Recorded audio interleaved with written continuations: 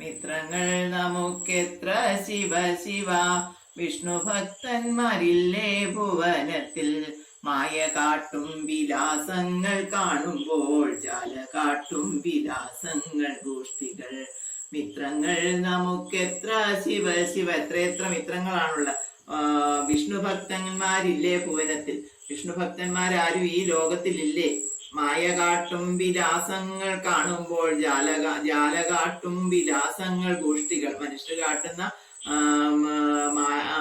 ഓരോ ഗോഷ്ഠികൾ കാണുമ്പോൾ അങ്ങനെ തോന്നിപ്പോന്നു. ഭുവനത്തിലെ ഭൂതികളൊക്കെയും ഭവനം നമുക്കായതിരു തന്നെ.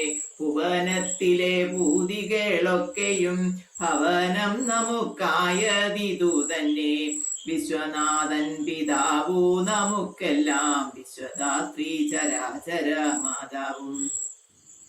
ഈ ലോകത്തിലെ ഭൂതികളൊക്കെയും ഭവനം നമുക്കായതുപോലെ തന്നെ, അതായത് ഈ ലോകം തന്നെയാണ് നമുക്ക് ഭവനമായിട്ടുള്ള, വീടായിട്ടുള്ള. വിശ്വനാഥൻ പിതാവ്, അതായത് വിശ്വനാഥനായ മഹേശ്വരനാണ് നമുക്ക് പിതാവായിട്ടുള്ളത്. വിശ്വദാത്രി ചരാചര മാതാവും, അതായത് വിശ്വദാത്രിയായിട്ടുള്ള ഈ ഭൂമിയാണ് നമുക്ക് ചരാചര മാതാവായിട്ട് ഉള്ളത്. അച്ഛനും പുനരമ്മയുമുണ്ടല്ലോ, രക്ഷിച്ചിടുവാനുള്ള നാളൊക്കെയും. ഭിക്ഷാണ്ണം നല്ലൊരന്നവുമുണ്ടല്ലോ, ഭക്ഷിച്ചിടുക തന്നെ പണിയുള്ളൂ. അച്ഛനും അമ്മയുമായിട്ട് രക്ഷിക്കാനായിട്ട് മഹേശ്വരനും ഭൂമിദേവിയും ഉണ്ട്. പിന്നെ നമുക്ക് എന്തുകൊണ്ടാണ് ഭിക്ഷാന്നം, നല്ലൊരു അന്നമുണ്ട്, ഭിക്ഷയെടുത്ത് ജീവിക്കാവുന്നതാണ്. ഭക്ഷിച്ചിടുക തന്നെ പണിയുള്ളൂ, ഭിക്ഷയെടുത്ത് ഭക്ഷിക്കാവുന്ന. പിന്നെ എന്തുകൊണ്ടാണ് നാമം ജപിക്കാൻ മാത്രം നമുക്ക് മറന്നു പോകുന്നത് എന്നാണ് പൂന്താനം നമ്മളോട് ചോദിക്കുന്നത്. ഇനി അവസാന ഭാഗം, അതായത് പൂന്താനത്തിന്റെ ധ്യാനപ്പാനയുടെ അവസാന ഭാഗം അദ്ദേഹം ഏറ്റവും ഈ കലിയുഗത്തിൽ ആവശ്യമുള്ള, അതായത് എല്ലാവരും ചെയ്യേണ്ട കാര്യത്തെ കുറിച്ചാണ് പ്രതിപാദിച്ചിരിക്കുന്നത്. അതാണ് നാമജപം. നാമജപത്തെ കുറിച്ചാണ് അവസാന ഭാഗത്തിൽ പറഞ്ഞിരിക്കുന്നത്. സക്തി കൂടാതെ നാമങ്ങളെപ്പോഴും ഭക്തി പൂണ്ടു ജപിക്കണം നമ്മുടെ. സിദ്ധികാലം കഴിവോളമീവണ്ണം ശ്രദ്ധയോടെ വസിക്കേണമേവരും. കാണാകുന്ന ചരാചര ജീവിയെ നാണം കൈവിട്ടു കൂപ്പി സ്തുതിക്കണം. ഹരിശാസ്ത്രു പരിപ്ലുതനായിട്ടു പുരുഷാദികളൊക്കെ സഹിച്ചുടൻ. സജ്ജനങ്ങളെ കാണുന്ന നേരത്തു ലജ്ജ കൂടാതെ വീണു നമിക്കണം. ഭക്തി തന്നിൽ മുഴുകി ചമഞ്ഞുടൻ മത്തനെ പോലെ നൃത്തം കുതിക്കണം. ശക്തി കൂടാതെ നാമങ്ങളൊക്കെയും ഭക്തി പൂണ്ട് ജപിക്കണം. ശക്തി കൂടാതെ നാമങ്ങൾ നമ്മൾ ഭക്തിയോടുകൂടി ജപിക്കണം. അതായത് അഹങ്കാരത്തോടെ അല്ലാതെ വളരെ വിനയത്തോടുകൂടി ഭക്തിയോടുകൂടി ഭഗവാനെ മനസ്സിൽ സങ്കല്പിച്ച് നാമങ്ങൾ ജപിക്കണം. സിദ്ധികാലം കഴിയുവോളം ഈ വണ്ണം ശ്രദ്ധയോടെ വസിക്കണമേവരും. അതായത് നമ്മുടെ ബാക്കിയുള്ള കാലം തീരുന്നത്, അതായത് ജീവിതകാലം തീരുന്നത് വരെ വളരെ ശ്രദ്ധയോടുകൂടി വസിക്കണം. കാണാകുന്ന ചരാചര ജീവിയെ നാണം കൈവിട്ടു കൂപ്പി സ്തുതിക്കണം. അതായത് ഈ ലോകത്ത് കാണുന്ന ചരാചര ജീവികളെല്ലാം ഈശ്വരന്റെ ഓരോ നമ്മളെ പോലെ തന്നെ സൃഷ്ടിച്ചിരിക്കുന്ന ഓരോ ജീവികളാണെന്ന് കണ്ട് അവയെല്ലാം നമ്മൾ കൂപ്പി സ്തുതിക്കണം. അതാണ് നമ്മുടെ ഹൈന്ദവ മതത്തിന്റെ ഒരു ഏറ്റവും പ്രധാനപ്പെട്ട ഒരു ധർമ്മം. അതാണ് എല്ലാ ജീവികളെയും കൂപ്പി സ്തുതിക്കുന്ന ഒരു ആചാര അനുഷ്ഠാനമാണ് നമ്മുടെ ഹൈന്ദവ സംസ്കാരമായിട്ട് ഉള്ളത്. ഹരീഷ് ആ സംസ്കാരം ഈ ഭാരതത്തിലല്ലാതെ മറ്റൊരു ഭൂഖണ്ഡത്തിലും ഇല്ല.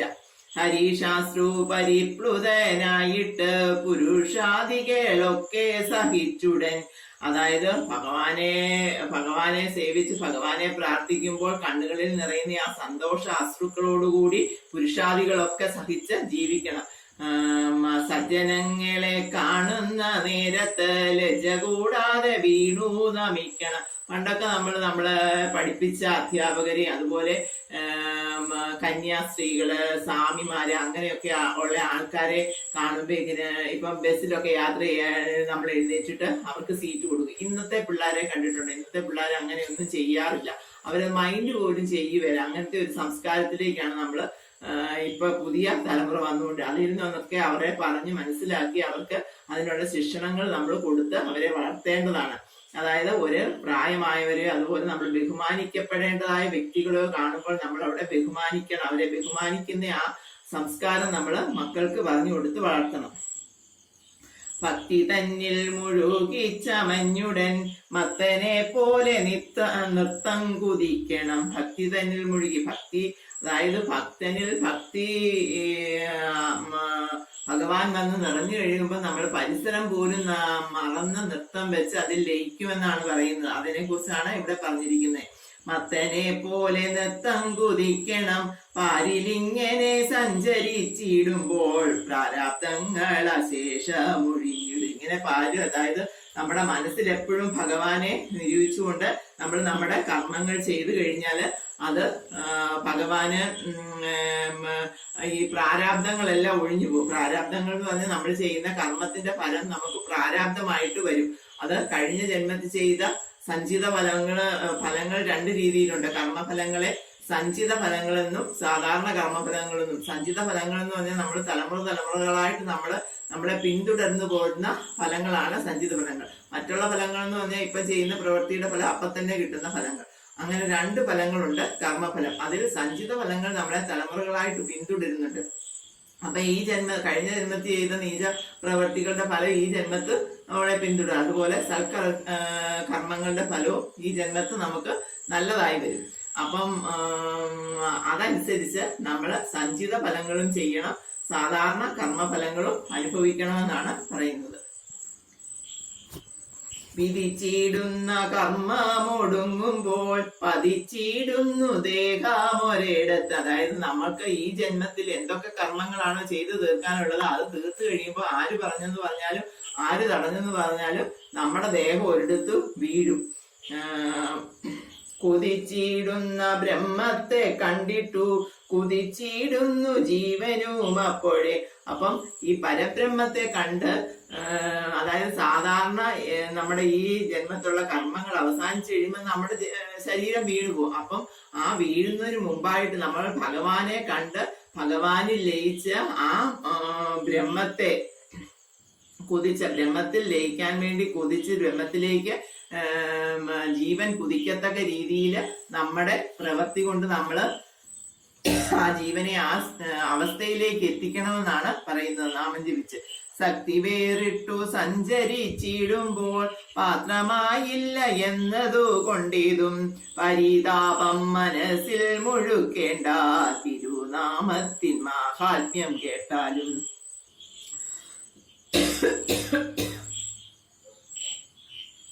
അതായത് നമ്മള് ആസക്തിയിൽ മുഴുകി ജീവിക്കുമ്പോൾ ഒന്നും കണ്ടില്ല കേട്ടില്ല എന്നുള്ള ദുഃഖമൊന്നും വേണ്ട. തിരുനാമത്തിന്റെ മാഹാത്മ്യം കേട്ട് മനസ്സിലാക്കി ജാതി പാർക്കിലൊരു അന്ത്യജയനാകിലും വേദവാദി മഹീസുരനാകിലും. അതായത് സാധാരണ ജാതിയിൽ ഏറ്റവും താഴ്ന്ന ആൾക്കാരാണെങ്കിലും അതുപോലെ വേദവാദി മഹീസുരൻ, അതായത് ഏറ്റവും മുതിർന്ന ജാതിയിൽപ്പെട്ട ആൾക്കാരായാലും നാവുകൂടാതെ ജാതന്മാരാകിയ മൂകരെ അങ്ങൊഴിച്ചുള്ള മനുഷ്യ, അതായത് നാക്കില്ലാതെ ജനിച്ച മൂകരൊഴിച്ചുള്ള ബാക്കി എല്ലാ മനുഷ്യരും എണ്ണമറ്റ തിരുനാമമുള്ളതിൽ ഒന്നു മാത്രമൊരിക്കലൊരു ദിനം സ്വസ്ഥനായിട്ടിരിക്കുമ്പോഴെങ്കിലും സ്വപ്നത്തിൽ താൻ അറിയാതെയെങ്കിലും. അതായത് മൂകരൊഴിച്ചുള്ള, നാവിന് സംസാരശേഷി ഇല്ലാതെ മൂകരൊഴിച്ചുള്ള എല്ലാവരും എണ്ണമറ്റ നാമങ്ങളുണ്ട്. എത്ര നാമങ്ങളാണ് ഭഗവാന്റെ? സഹസ്രനാമം ഉണ്ട് ഭഗവാന്. ആ സഹസ്രനാമത്തിൽ ഏതെങ്കിലും ഒരു നാമം ദിവസത്തിൽ ഒരു ദിനത്തിൽ ഒരു നേരമെങ്കിലും സ്വസ്ഥനായിട്ടിരിക്കുമ്പോഴെങ്കിലും, ചുമ്മാ ഇരിക്കുന്ന സമയത്ത്, അല്ലെങ്കിൽ സ്വപ്നത്തിലാണെങ്കിലും, നമ്മൾ കിടന്നുറങ്ങുമ്പോൾ സ്വപ്നത്തിലാണെങ്കിലും ഒരു നാമം ജപിക്കണം. മറ്റൊന്നായി പരിഹസിച്ചെങ്കിലും, അല്ലെങ്കിൽ ആരെയും പരിഹസിക്കുന്ന രീതിയിലെങ്കിലും ഭഗവാന്റെ ഒരു നാമം വിളിച്ച് പരിഹസിക്കുക. ആ രീതിയിലെങ്കിലും ഒരു നാമം വിളിക്കണം.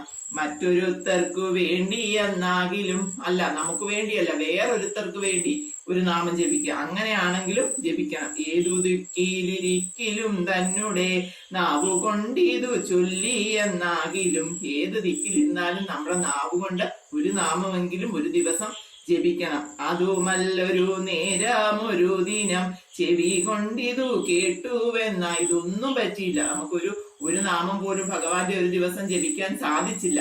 അങ്ങനെയുള്ളവർക്ക് ചെവി കൊണ്ട് കേട്ടാലും മതി. അതായത് നമുക്ക് നാക്കുകൊണ്ട് സംസാരിക്കാൻ പറ്റാത്ത ആൾക്കാർക്ക് നാമം ജപിക്കാൻ പറ്റില്ല. അപ്പൊ അവരത് ചെവി കൊണ്ട് കേട്ടു. അതുകൊണ്ടാണ് നമ്മൾ നാമം ജപിക്കുമ്പോൾ ഉച്ചത്തിൽ നാമം ജപിക്കുന്നത് എന്ന് പറയുന്നത്. അങ്ങനെ നമുക്ക്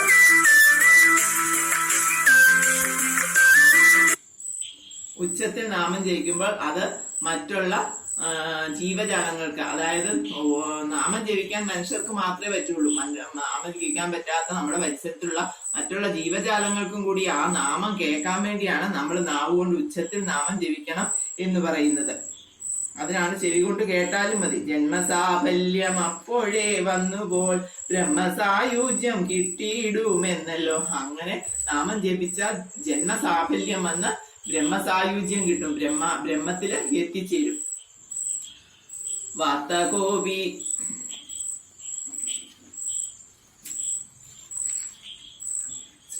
ശ്രീധരാചാര്യൻ താനും പറഞ്ഞിതു, ബാദരായണൻ താനും അരുൾ ചെയ്തു.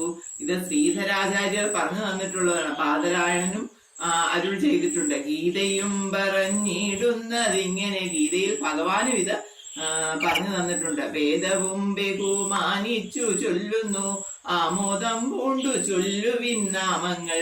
അതായത് പൂന്താനം പറയുകയാണ്, ഞാനല്ല ഇത് പറഞ്ഞു തന്നിട്ടുള്ള, ശ്രീധരാചാര്യർ പറഞ്ഞു തന്നിട്ടുണ്ട്, ബാദരായണൻ പറഞ്ഞു തന്നിട്ടുണ്ട്. ഗീതയിൽ ഭഗവാൻ തന്നെ ഉപദേശിച്ചിട്ടുണ്ട്. അർജുനന് ഉപദേശമായിട്ട് നാമം ജപിക്കുന്നതിനെ കുറിച്ച് പറഞ്ഞു കൊടുത്തിട്ടുണ്ട്.